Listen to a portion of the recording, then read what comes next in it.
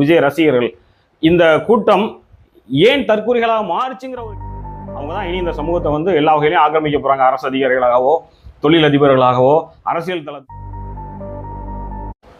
எல்லைக்கு திரைப்படத்துல ஒரு காட்சியில வந்து நடிகர் சீமான் சொல்லுவார், இந்த ஒட்டுமொத்த இளைய தலைமுறையும் சமூக வலைதளங்களுக்கு அடிமையாகி கிடக்குது, முழுக்க முழுக்க இணையதளங்களுக்குள்ள போய் கிடக்குது, ஒரு தலைமுறையை தன்னோட வாழ்க்கையை தொலைச்சிட்டு கிடக்குது அப்படின்னு சொல்லி ஒரு தன்னோட ஆதங்கத்தை தெரிவிக்கிற மாதிரி ஒரு காட்சி வரும் அந்த படத்தில். இது திரைப்படத்தில்.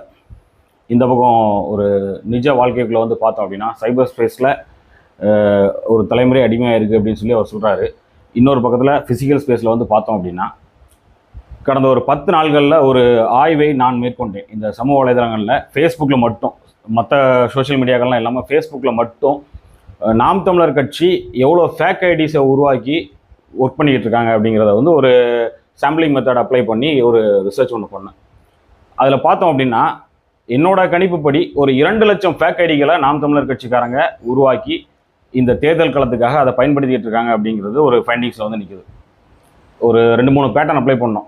இந்த நாம் தமிழர் கட்சியில் இருக்கக்கூடிய ஆளுமைகள் பேசக்கூடிய வீடியோக்களுக்கு போடக்கூடிய பதிவுகளுக்கு லைக்ஸ் வரும் இல்லையா, லைக்கு ஷேர்லாம், அந்த நபர்களுடைய ஐடிகளை ஃபுல்லாக ஸ்க்ரீன் பண்ணோம் அப்படின்னா அதில் பெரும்பாலான ஐடிகளில் வந்து 30லேருந்து 40, 40லேருந்து 100 இந்த கணக்கில் தான் நட்புகள் இருப்பாங்க, ஃப்ரெண்ட்ஸ் லிஸ்ட் இருக்கும். எல்லாமே 2025, 26 காலகட்டங்களில் உருவாக்கப்பட்ட ஐடிகளாக இருக்கும். பெரும்பாலான ஐடிகளில் வந்து எந்த புகைப்படங்களும் இருக்காது, பிளாங்காக இருக்கும். எல்லா ஐடிகளுமே லாக் செய்யப்பட்டிருக்கும். இந்த ஆப் ரெஸ்ட்ரிக்ஷன்ஸ் இருக்கும், அதை நம்ம ஸ்க்ரீன்ஷாட் எடுக்க முடியாது. அந்த மாதிரி சில கட்டமைப்புகள் அது இருக்கும். சில ஐடிகளை மட்டும் நம்ம ஸ்க்ரீன்ஷாட் எடுக்கிற மாதிரியான ஆப்ஷன்ஸ் இருக்கும். அதிகபட்சம் போனால் ஒரு 200லேருந்து 300 பக்கத்தில் தான் நண்பர்கள் அதிகபட்சமே இருப்பாங்க இந்த அவ்வளோ ஐடிகளுக்குள்ளேயுமே. அப்போ என்னன்னா ஒரு இல்யூஷன் பாலிடிக்ஸை இந்த சமூக வலைதளங்களில் உருவாக்குறாரு சீமான். உருவாக்குறதுக்காக அவர் என்ன பண்ணுறாரு அப்படின்னா ஒரு பெருங்கூட்டத்தை, இப்போ 2 லட்சம் ஃபேக் ஐடிகள்னு வச்சுக்கோங்களேன், ஒரு நபர் அதிகபட்சம் ஒரு 10 ஐடியை மேனேஜ் பண்ணலாம். அதே கஷ்டம் தான், ஒரு 10 ஐடியை மேனேஜ் பண்ணலாம் அப்படின்னா 2 லட்சம் ஃபேக் ஐடி அப்படிங்கும்போது 20,000 நபர்கள் அந்த ஐடிகளை ஃபுல்லாக ஹேண்டில் பண்ண வேண்டிய ஒரு இடத்துல இருக்கும். அப்போ இந்த 20,000 நபர்கள் முழுக்க முழுக்க அங்கே உட்காந்து இந்த ஐடி டீமுக்குள்ளே உட்காந்து சீமானவருடைய தலைமையிலும் உத்தரவின் பேரிலும் அந்த ஐடி டீமை கட்டுப்படுத்தக்கூடிய ஒரு கன்னடத்தை தாய்மொழியாக கொண்ட சுனந்தா அப்படிங்கிற பெண்ணோட உத்தரவின் பேரிலும் உட்காந்து ஒர்க் பண்ணிக்கிட்டே இருக்கிறாங்க. ஸோ ஒரு இல்யூஷன் பாலிடிக்ஸை கிரியேட் பண்ணி நாங்கள் பலமாக இருக்கிறோம் இங்கே அப்படிங்கிற மாதிரி காமிக்கிறதுக்கு அந்த விஷயத்தை அவங்க பண்ணிக்கிட்டே இருக்காங்க. 2016 தேர்தல்கள்லேயே என்னோட முகநூல் பக்கத்தில் நான் ஒரு ஸ்டாட்டிஸ்டிக்ஸ் எடுத்து போட்டிருந்தேன். அதிகமாக சமூக வலைதளங்களில் குறிப்பாக முகநூலில் களமாடியது நாம் தமிழர் கட்சி. ஆனால் தேர்தலில் வந்து கம்மியான ஓட்டுகளை பெற்றிருக்கக்கூடிய கட்சி நாம் தமிழர் கட்சி. எந்த கட்சி அதிகமாக களமாடலையோ, குறிப்பாக அதிமுக, அந்த கட்சி அதிக வாக்குகளை பெற்றிருக்கு அப்படின்னு சொல்லி ஒரு ஸ்டாட்டிஸ்டிக்ஸ் போட்டிருந்தேன். அப்பத்துலேருந்தே இவங்க 10 ஆண்டுகளாகியும் அந்த இல்யூஷன் பாலிடிக்ஸ் இன்னும் கைவிடாமல் தொடர்ந்து வச்சுட்டு இருக்காங்க. இப்போ இதுக்கு பின்னாடி ஒரு பெரும் கூட்டத்தை இந்த சமூக வலைதளத்துக்குள்ள இவங்க கட்டி போட்டு வச்சிருக்காங்க. திரையில பேசுறாரு சீமான், சமூக வலைதளங்கள்ல இந்த தலைமுறை அடிமையாகி கிடக்குது அப்படின்னு சொல்லி சொல்றாரு. இன்னொரு பக்கம் பார்த்தோம் அப்படின்னா ஒரு பெரும் கூட்டத்தை இந்த சமூக வலைதளங்களுக்குள்ள அடிமையாக்கி வச்சு தன்னோட அரசியலுக்காகவும் தன்னுடைய அந்த பொருளாதார ஆதாயத்துக்காகவும் ஒரு பெருங்கூட்டத்தை உள்ள கட்டுப்படுத்தி வச்சு அவர்களை இந்த சமூக வலைதள அடிமைகளாக கொண்டு போயிட்டே இருக்காங்க. 10 ஐடியை வச்சு மேனேஜ் பண்றது, இல்லை ஒரு 40,000 பேர் ஆளுக்கு 5 ஐடி வச்சிருந்தாலுமே ஒரு கூட்டத்தை வந்து உள்ள கட்டுப்படுத்தி உள்ள வச்சு அவங்க வந்து இந்த அரசியலை பண்ணிட்டு இருக்காங்க அப்படிங்கிறத தான் பார்க்க முடியும். ஸோ திரையில ஒரு பேச்சு, தரையில வந்தாச்சு அப்படின்னா வேற ஒரு பேச்சு, வேற ஒரு செயல்பாடு. ஏற்கனவே வந்து பல விஷயங்கள்ல வந்து ஒரு பச்சவந்தித்தனமான செயல்பாடுகளை சீமான் பண்ணிக்கிட்டு இருக்காரு அப்படிங்கிற மாதிரிலாம் இருக்கு. இப்போ இந்த விஷயத்துல கூட அவர் பண்றது, அவருடைய செயல்பாடுகள் எல்லாமே ஒரு இந்த இல்யூஷன் பாலிடிக்ஸ் தொடர்ந்து இப்படி பண்ணிக்கிட்டு இருக்காரு அப்படிங்கிறது வந்து இன்னும் ஒரு அபாயகரமான சூழலை நோக்கி இந்த அரசியல் அவர் இழுத்துட்டு போயிட்டு இருக்காரு அப்படிங்கிற மாதிரி தான். பொய்களின் மீது தொடர்ந்து பிம்பங்கள் கட்டமைக்கப்பட்டுட்டே இருக்கு அப்படிங்கிறதான் நம்ம பார்க்க வேண்டிய ஒரு விஷயமா இருக்கு. இந்த கூட்டத்தை வச்சிருக்காருல, சரி இந்த கூட்டத்தை வச்சிருக்காரு, இவங்களாவது உள்ள வந்து அறிவார்ந்த அரசியலை பேசுறாங்க, இந்த நிகழ்காலத்துக்கு தேவையான இந்த குளோபலைசேஷன் வேர்ல்டுக்குள்ள நம்ம எந்த இடத்துல இருக்கிறோம், எப்படி நம்ம அடிமைப்பட்டு கிடக்கிறோம், நாம எப்படி இந்த கார்ப்பரேட் கட்டமைப்புக்கு எதிராக வந்து அரசியல் பண்ணி மீண்டு வர்றது, ஒவ்வொரு தனி மனிதனும் என்ன பண்ணணும், ஓட்டு போடுறது மட்டும்தான் அவங்களோட கடமைங்கிறது கிடையாது. அப்படி ஒரு நேரேஷன் செட் பண்ணி கொண்டு போயிட்டு இருக்காங்க.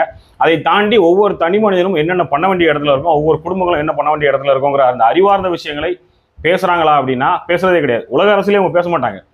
இவங்க பேசுறதெல்லாம் வந்து இந்த ட்ரெடிஷ்னல் மார்க்கெட்டிங்கிற மாதிரி, கிளாசிக்கல் மார்க்கெட்டிங்கிற மாதிரி ஒன்று கொண்டு போய் இந்த சர்வதேச அரசியலை வந்து பார்க்கவே விடாமல் இவங்க ஒரு கூட்டத்தை வந்து உருவாக்க ட்ரை பண்ணிக்கிட்டு இருக்காங்க. இப்போ இந்த உள்ள கட்டி வச்சிருக்கக்கூடிய, அடிமைப்படுத்தி வச்சிருக்கக்கூடிய இந்த நபர்களுக்கு எல்லாம், பெருங்கூட்டத்துக்கெல்லாம் 2 அஜெண்டா மட்டும் தான் கொடுத்துருப்பாங்க. என்ன அப்படின்னா, போடக்கூடிய இந்த நாம் தமிழர் கட்சியோட ஆளுமைகள் போடக்கூடிய சீமானவர்கள் பேச்சு குறித்தும் அந்த கட்சியின் கொள்கைகள் குறித்தும் போடக்கூடிய, இதுக்கு தாண்டி 3வது விஷயம் என்னன்னா, தமிழக வெற்றி கழகத்தை விமர்சிக்கக்கூடிய வகையிலான பதிவுகளை போடக்கூடிய எல்லாத்தையும் ஷேர் பண்ணணும், லைக் பண்ணணும். இதுதான், இந்த 2 தான். இப்போ இந்த அஜெண்டா ஒன்று. இன்னொரு அஜெண்டா என்ன அப்படின்னா, நாம் தமிழர் கட்சி மேலே யார் யாரெல்லாம் வந்து விமர்சனம் வைக்கிறாங்களோ, அது அறிவார்ந்த விமர்சனமாக இருந்தாலும் சரி, முக்கியமான விமர்சனமாக இருந்தாலும் சரி, யார் யாரெல்லாம் வைக்கிறாங்களோ அவங்கள ஃபுல்லாக வந்து கெட்ட வார்த்தையால் போய் திட்டுறது. இந்த 2 அஜெண்டாவை மட்டுமே வச்சு ஒரு பெருங்கூட்டத்தை இவங்க கொண்டு போயிட்டு இருக்காங்கன்னா எந்த மாதிரியான அரசியலையும் முன் வைக்கிறாங்க. இது ஒரு பக்கம் இருக்கட்டும், இது அப்படியே ஒரு பக்கம் வைங்க. இப்போ இன்னொரு சைடில் வந்து பார்த்தோம் அப்படின்னா, இந்த விஜய் அவர்கள் கட்சி தொடங்கியதிலிருந்து ஒரு பெரிய நேரேஷன், தற்கொலை கூட்டம் அப்படின்னே கொண்டு போய்கிட்டு இருக்காங்க. அரசியல் புரிதல் இல்லாமல் அவங்க களத்துக்கு வராங்க, பேசுகிறாங்க, உணர்ச்சி வசப்பட்டு பேசுகிறாங்க, அந்த ரசிக மனப்பான்மையோடு பேசுகிறாங்க.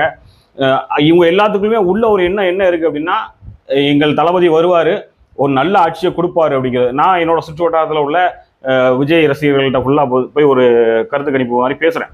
பேசி பண்ணும்போது அவங்களோட உள்நோக்கம் என்ன இருக்குது அப்படின்னா, அவர் வருவார், ஒரு நல்லாட்சியை கொடுப்பாரு.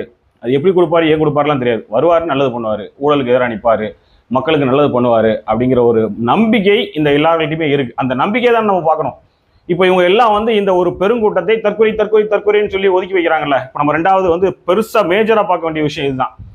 இந்த நேரேஷனை செட் பண்ணி 1 மாசமா ஃபுல்லாக கொண்டு போயிட்டு இருக்குது. சீமானும் சாட்டை துரைமுருகனும் பெருசாக இதை பேசிக்கிட்டு இருக்காங்க. இது எல்லாருமே பேசுகிறாங்க. எல்லாருமே இதை பேசி ஒரு தற்கொலை கூட்டம் சொல்லி அவங்கள வந்து ஒரு லேபிள் பண்ணி, லேபிளிங் தியரின்னு சொல்லி கிரிமினாலஜி ஃபீல்டில் ஒரு தியரியே உண்டு. ஒரு லேபிள் பண்ணி அவங்கள ஒரு வட்டத்துக்குள்ள அடைச்சி ஒரு நேரேஷனை செட் பண்ண ட்ரை பண்ணுறாங்க. சரி, இது ஒரு பக்கம் இருக்கட்டும். இந்த இப்போ 15 ஆண்டுகளில் கல்வி நிலையங்கள்லேருந்து வந்து வெளிவந்திருக்கக்கூடிய இந்த நபர்கள், இப்போ இந்த தற்கொலை கூட்டம்னு இவங்க ஒதுக்குறாங்க இல்லையா, விஜய் ரசிகர்கள், இந்த கூட்டம் ஏன் தற்கொலைகளாக மாறுச்சுங்கிற ஒரு கேள்வியை நம்ம வைக்கிறோம்ல. இன்னைக்கு இந்த தேர்தலுக்குள்ள, ஜனநாயக முறைக்குள்ள இருக்கக்கூடிய இந்த தேர்தலுக்குள்ள விபச்சாரம் பண்ணுறவங்க ஓட்டு போடலாம், கள்ளச்சாராயம் விற்கிறவங்க, கள்ளச்சாராயம் குடிக்கிறவங்க ஓட்டு போடலாம், மணல் அள்ளி விற்கிறவங்க, மலையை திருடி விற்கிறவங்கலாம் ஓட்டு போடலாம். இவர்கள் எல்லாம் புனிதர்கள், இவங்க ஓட்டுலாம் புனிதமாயிருது. ஆனால் இப்போ இந்த இளைய தலைமுறை கல்லூரிகள்லேருந்து வெளியே வந்து ஒரு ஃபேன் ரசிக மனநிலையில் இருக்கக்கூடிய இளைய தலைமுறையோட ஓட்டு மட்டும் ஒரு தீண்டாமையான ஓட்டு மாதிரி, தீட்டான ஓட்டு மாதிரி ஒரு இல்யூஷனாக, ஒரு நேரேஷனை அவங்க செட் பண்ணிட்டு இருக்காங்க. இது எவ்வளோ பெரிய ஆபத்தான ஒரு விஷயம். இந்த எல்லா இளைய தலைமுறையுமே இனி வரக்கூடிய இந்த சமூகத்தினுடைய தூண்கள் தான்.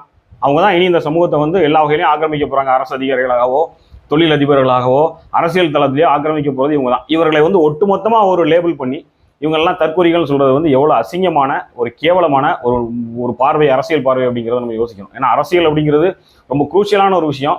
அதில் ரொம்ப சிம்பிளாக இப்படி ஒரு விஷயத்தை தள்ளிட்டு போகிறாங்க. சரி, இந்த 15 ஆண்டுகளில் நான்லாம் வந்து 2004 நான் ஒரு கல்லூரியில் படிக்க போகிறேன் மாணவனாக.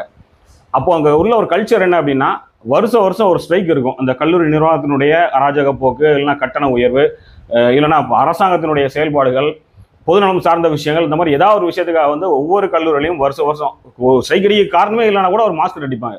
அப்போ ஒரு பொலிட்டிக்கல் கல்ச்சர் அப்போ உள்ள தலைமுறைகிட்ட இருந்தது, எங்கள் தலைமுறைகிட்ட இருந்தது.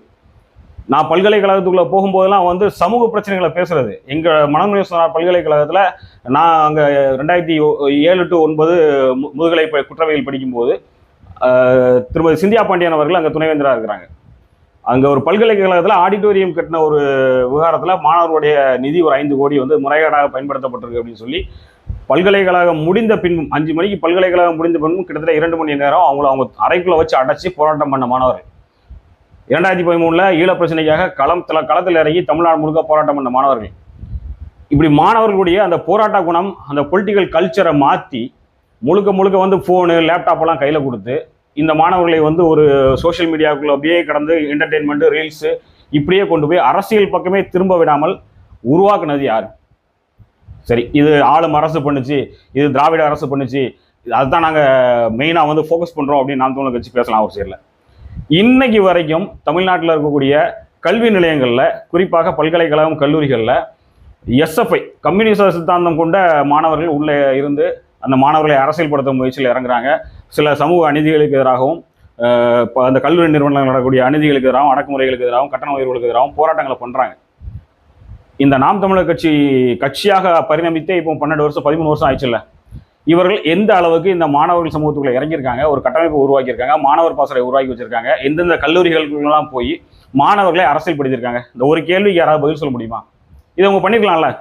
ஒரு கம்யூனிஸ்ட் இயக்கத்தால் முடியுது, கம்யூனிஸ்ட் சித்தாந்தவாதிகளால் முடியுது, ஒரு அரசியல்படுத்தப்பட்ட ஒரு கூட்டத்தை வந்து அவங்களால உருவாக்க முடியுது ஒரு கல்வி நிலையத்துக்குள்ள அப்படின்னா, இதை ஏன் இவ்வளவு பெரிய புரட்சியாளர் சேகுவேராவுக்கு நிகராக, ஈழத்தின் தலைவருக்கு நிகராக தன்னை வந்து பிம்பப்படுத்தி காமிக்கக்கூடிய, பெரும் அறிவு சார்ந்து சிந்திக்கக்கூடிய ஒரு நபர் நான் அப்படின்னு காமிக்கக்கூடிய, இந்த தமிழ்நாட்டையே தலைகீழ எனக்கு ஓட்டு போடுங்க, ஓவர் நைட்ல போட்டி போடுறேன்னு சொல்லக்கூடிய சீமான் இதற்கான முயற்சியையும் எடுக்கல. ஒரு பக்கம் அவங்க வந்து வார்டு வாரியாக கூட இன்னும் உள்கட்டமைப்பு உருவாக்கல. இந்த நாம் தமிழர் கட்சி வெற்றியை நோக்கி பயணிக்கல, அது ஒரு அஜெண்டாவோட செயல்படுதுங்கிறதுக்கான பல குற்றச்சாட்டுகள்ல முக்கியமாக வைக்கக்கூடிய குற்றச்சாட்டு, இன்னைக்கு வரைக்குமே கட்சி ஆரம்பிச்சு 13-14 வருஷம் ஆகி இன்னைக்கு வரைக்குமே நாம் தமிழர் கட்சி உள்கட்டமைப்பை உருவாக்கவே இல்லை, உருவாக்கலை, அதற்கான முயற்சியே எடுக்கலை. எந்த ஊர்லேயும் எந்த கிராமத்திலையும் நகரத்திலையும் அந்த வார்டு ரீதியாக வாக்ககம்னு சீமான் சொல்றாரு, ஆனால் அந்த வாக்கக ரீதியாக இப்போ வரைக்கும் ஒரு கட்டமைப்பு உருவாக்கவே இல்லை. கட்சியோட அஜெண்டாவை அவங்க வேற ஒரு ட்ராக்ல நகர்த்தி கொண்டு போய்கிட்டு இருக்காங்க. இதே விஷயம் தான் இந்த மாணவர்கள் விஷயத்திலும் பண்ணிட்டு இருக்காங்க. 15 ஆண்டுகள் நீங்க களமானீங்கல்ல, இந்த 15 ஆண்டுகள்ல எல்லா கல்லூரிகள்லையும் ஒரு மாணவர் பாசறையை உருவாக்கி இன்னைக்கு மக்களை திரட்டக்கூடிய சீமான் அந்த மாணவர்களை எல்லாம் திரட்டி, தன்னோட பேச்சாளர் திரட்டி, ஒரு அறம் சார்ந்த மாணவர்களை உருவாக்கி இந்த சமூகத்துக்கு கொண்டு வந்திருந்தா இன்னைக்கு இந்த நடிகர் விஜய் பின்னால ரசிக மனப்பான்மையோட இவங்கெல்லாம் போகக்கூடிய ஒரு நிலை வந்திருக்காதுல்ல. அப்போ இது யார் பொறுப்பே இருக்கணும்? இப்போ இந்த சமூகம் மது அருந்துறவங்களை குடி நோயாளிகள்னு சொல்கிறோம், மது பிரியர்கள்னு சொல்கிறோம், அவங்கள வந்து நம்ம வேற ஒரு கண்ணோட்டத்தில் பார்க்கணும், அவர்களுக்கு வந்து சிகிச்சைகள் கொடுக்கணும், உளவியல் சிகிச்சைகள், மருத்துவ சிகிச்சைகள்லாம் கொடுத்து அவங்கள வந்து நம்ம மீட்டெடுக்கணும் அப்படின்னு சொல்கிறோம்.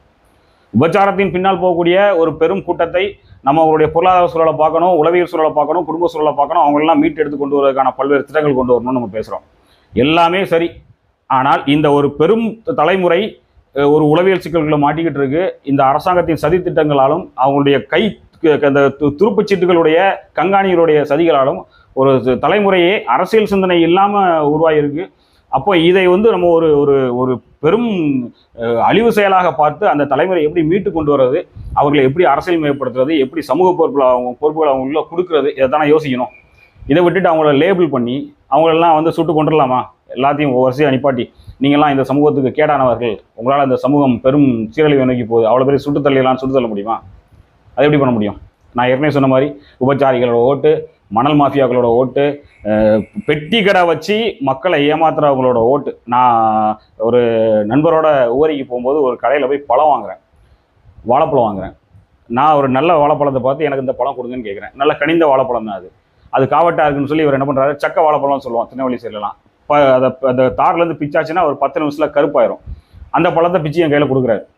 நான் அதுக்கப்புறம் நான் கேட்ட பழத்தை அமைக்கி பார்க்குறேன், அது நல்ல பழுத்து தான் இருக்குது. ஏமாற்று, தொழிலில் ஏமாற்று. அப்போ ஒவ்வொரு மக்கள்கிட்டையும் ஏமாற்றக்கூடிய மனநிலை, திருட்டு மனநிலைலாம் வந்தாச்சு. இவங்கெல்லாம் போடக்கூடிய ஓட்டுகள்லாம் அவங்களுக்கு புனிதமாயிருது. ஆனால் இந்த ரசிக மனப்பான்மை கொண்டவர்களுடைய ஓட்டுகளை மட்டும் ஒரு நேரேஷனை செட் பண்ணி ஒரு திண்டத்தகாதவர்கள், தீட்டு உடையவர்கள்ன்ற மாதிரி கொண்டு போகிறது, ஒரு பெரும் மனநோயாளிகளாக அவர்களை சித்தரித்து கொண்டு போகிறதுலாம் எவ்வளோ பெரிய அயோக்கியத்தனமான ஒரு விஷயம். இதை முதல்ல மாற்றணும் நம்ம. நீங்கள் இன்னைக்கு இப்போ போய்கிட்டு இருக்கக்கூடிய, இப்போ இந்த 2-3 நாட்களில் போய்கிட்டு இருக்கக்கூடிய ட்ரெண்டை படி பார்த்தோம் அப்படின்னா, சுற்று வட்டாரத்துலேருந்து கேட்கக்கூடிய தகவல்கள்லாம் வச்சு பார்த்தோம்னா விஜய் அவர்களுக்கு பெரிய ஆதரவு இருக்குது, ஆட்சி அமைக்க கூட வாய்ப்பு இருக்குங்கிற மாதிரியான விஷயம்லாம் இப்போ நாள் நெருங்க மாறிக்கிட்டு இருக்கு. அப்போ இந்த கூட்டத்தை சரி பண்ணி, இந்த கூட்டத்தின் மூலமாக ஒரு கட்டமைப்பை உருவாக்கி அவங்கள வந்து சரி பண்ணுறதுக்கு, அவங்களை அரசியல்மயப்படுத்துறதுக்கு, யதார்த்தத்தை புரிய வைக்கிறதுக்கு, தாய் தந்தையரை பார்க்கணும், உங்களுக்கு ஒரு பெரிய பொறுப்புக்கு புரிய வைக்கிறதுக்கு அரசாங்கத்தின் மூலமாக ஏதாவது பண்ணலாம். ஆனால் அதெல்லாம் விட்டுட்டு எப்போதும் போல லேபிள் பண்ணி கொண்டு போய் இதை எல்லாருமே மாற்றணும். நாம் தமிழர் கட்சி மட்டும் இல்லை. இப்போ நாம் தமிழர் கட்சி சொல்லக்கூடிய நேரேஷனை வாங்கி சீமான் சொல்றதெல்லாம் உண்மைன்னு நம்பி, சீமான் சொல்லக்கூடிய ஆம கதைகள், யானை கதைகள், அரிசி கதைகள், உணவு கதைகள்லாம் வந்து நம்புற ஒரு கூட்டம். இப்போ இதில் யார் தற்கூரிங்கிற ஒரு இடத்துல வந்து நிற்கிறோம். உண்மையிலேயே வந்து தற்கூரிகள் வந்து விஜய் அவர்கள் பின்னால் போகக்கூடிய அந்த ரசிக கூட்டமா, இல்லைன்னா சீமான் அவர்கள் பின்னால் போகக்கூடிய ரசிக கூட்டமா? 2 ரசிக கூட்டம் தான், அதில் எந்த மாற்று கருத்தும் இல்லை. இந்த 2 ரசிக கூட்டத்தில் யார் தற்கூரிகள்னு நம்ம பார்த்தோம் அப்படின்னா, முழுக்க அந்த ஒரு மாய பிம்பத்தின் பின்னால போகக்கூடிய, இவங்களாவது யதார்த்த உலகத்துக்குள்ள வாழ்ந்துட்டு இருக்காங்க இந்த விஜயோட ரசிகர்கள் எல்லாருமே. ஆனால் சீமானுடைய ரசிகர்கள் எல்லாமே கற்பனை உலகத்துக்குள்ள வாழ்ந்துட்டு இருக்காங்க. இந்த கஞ்சா அடிச்சவனோட கற்பனை மனநிலை எப்படி இருக்குமோ அந்த மாதிரியான மனநிலைக்குள்ள வாழ்ந்துட்டு இருக்காங்க. அப்போ எப்படி அவர்கள் தற்கொலை இல்லாமல் இவங்க தற்கொலை ஆக முடியும்?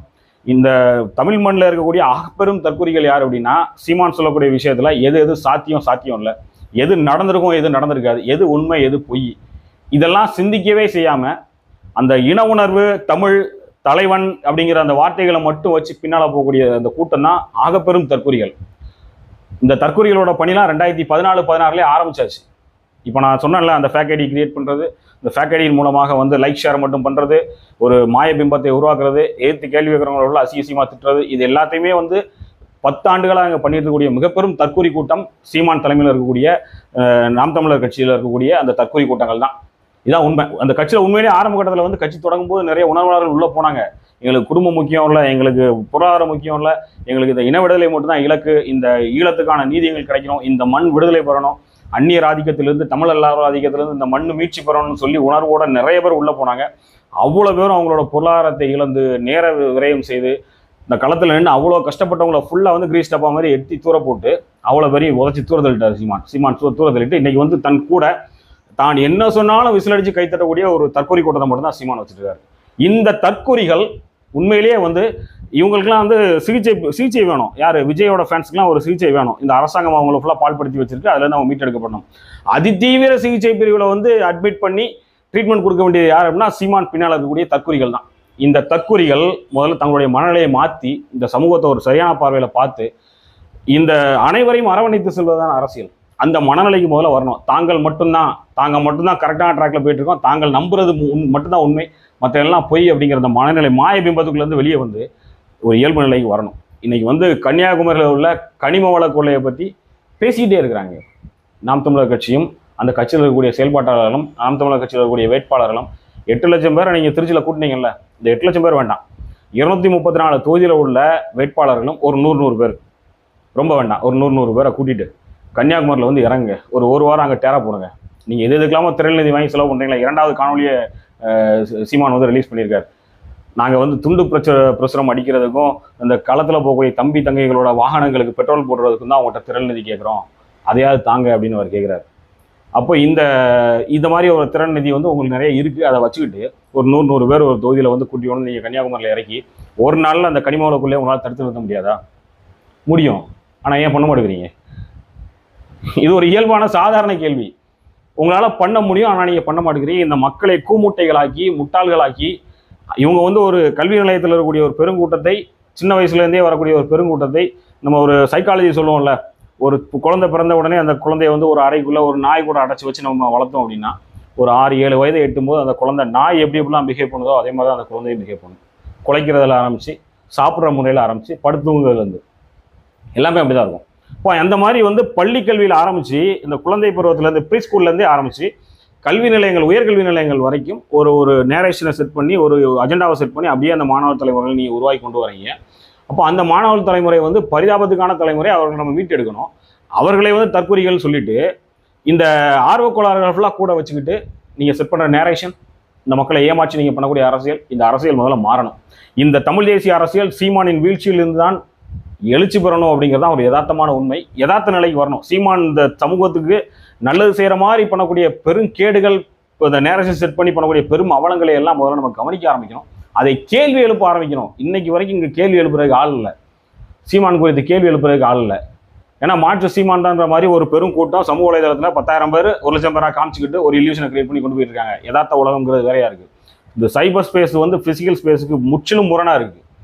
அந்த ஃபிசிக்கல் ஸ்பேஸ்க்குள்ளே வேர்ல்டுக்குள்ளே நம்ம வரணும், வந்து அங்கே என்ன இருக்குங்கிறத பார்க்கணும். நம்மளை சுற்றி இருக்கக்கூடிய மக்கள் இருக்காங்களா, நம்ம காலைல வச்சு வெளியே போகிறதுலேருந்து இரவு வந்து படுக்கிற வரைக்கும் நாம் சந்திக்கக்கூடிய மக்கள், அந்த தெருவோர தொழிலாளர்கள், வியாபாரிகள், பேருந்தில் பயணிக்கக்கூடியவர்கள், இவங்களுடைய உளவியல் மண்டைக்குள்ளலாம் என்ன ஓடிட்டு இருக்கும், என்ன சிந்தனைகள் ஓடிட்டு இருக்கும், எதை நோக்கி ஓடுறாங்க, இதெல்லாம் நம்ம ஸ்டடி பண்ண ஆரம்பிச்சோம்னாலே இந்த சீமான் பேசக்கூடிய அரசியல்லேருந்து நம்ம தெளிவாக ஆரம்பிச்சிடும். அதனால் இந்த கூட்டம் இப்போ எப்படி ஆனாலும் நீங்கள் என்னதான் ஒதுக்கினாலும் இவர்கள் போடக்கூடிய வாக்கும் வாக்கு தான். அவங்க போடக்கூடிய வாக்கு ஒரு வாக்காக கருதப்படும். விஜயோட ரசிகர்கள் போடக்கூடிய வாக்குக்கு வந்து 0.55 தான் மார்க் கொடுக்கப்படும்லாம் கிடையாது. இதுவும் வாக்கு தான். அப்போ இவர்கள் தான் அது பெரும்பான்மையாக இருக்கிறார்கள் அப்படின்னா அவர்கள் வாக்களிக்கக்கூடிய கட்சி தான் வெற்றி பெற்று ஆட்சி அமைக்கும். இதுதான் எதாத்தான் நம்ம எதுக்கணும். குறைந்தபட்சம் வரக்கூடிய கட்சிகள் இன்னைக்கு வந்து விஜய் அவர்கள் தனித்து விடப்பட்டது அப்படிங்கிறது ஒரு பெரும் பரிதாபத்துக்குரிய விஷயம். இந்த அரசியலை நன்கு புரிந்து கொண்ட, இந்த சமூகத்தின் மீது அக்கறை கொண்ட ஆளுமைகள் விஜய் அவர்களுடன் கூட்டணி வைத்து அந்த ஆட்சி அதிகாரத்துக்குள்ளே போய் இந்த சமூகத்தை வந்து எப்படி ஒரு கனவு சமூகத்தை அவங்க வந்து கனவுல கற்பனை வச்சிருக்காங்களோ அதை உருவாக்குவதற்கான முயற்சிகளில் சட்டப்பூர்வமாக இறங்கியிருக்கணும். அண்ணன் திருமாவளவன், அண்ணன் வேல்முருகன், இந்த கம்யூனிஸ்ட் இயக்கங்கள்லாம் பின்ன மாபெரும் தவறு இந்த 2026 இது ஒன்று தான். வாய்ப்புகளை பயன்படுத்தாமல் அதை விட்டுட்டு இனி அடுத்த போகக்கூடிய சூழல் எப்படி போகுங்கிறது நமக்கு தெரியாது. ஒரு அபாயகரமான சூழலை வந்து இந்த 2026 காலகட்டம் வந்து எட்டிக்கிட்டு இருக்கு அப்படிங்கிறது தான் ஒரு உண்மையான ஒரு விஷயம். அதனால இப்போ இந்த யார் தற்குறிகள் அப்படிங்கிறத நம்ம தெளிவாக புரிஞ்சுக்கிட்டு நம்ம என்ன பண்ணணும் அப்படிங்கிறத யோசிக்கணும். குறைந்தபட்சம் இங்கே இருக்கக்கூடிய அறிவார்ந்து சிந்திக்கக்கூடிய உலக அரசியலை புரிந்து கொண்ட நபர்கள், இந்த சதி கட்டமைப்பை புரிந்து கொண்ட நபர்கள் இதை பேசவாத ஆரம்பிக்கணும். உண்மையிலேயே சீமான் என்ன பண்ணிக்கிட்டு இருக்காரு, என்ன பண்ணணும் இந்த சமூகத்தில், அது எது மாற்றத்தை உருவாக்குங்கிறத யோசித்து அதை மக்கள்கிட்ட கொண்டு போகிறதுக்கான முயற்சியில் இந்த நடுநிலைவாதிகள், அரசியலை படித்தவர்கள் இறங்கினா இந்த சமூகத்துக்கு அது ஒரு நல்ல பலன் தரக்கூடிய ஒரு விஷயமாக இருக்கும்.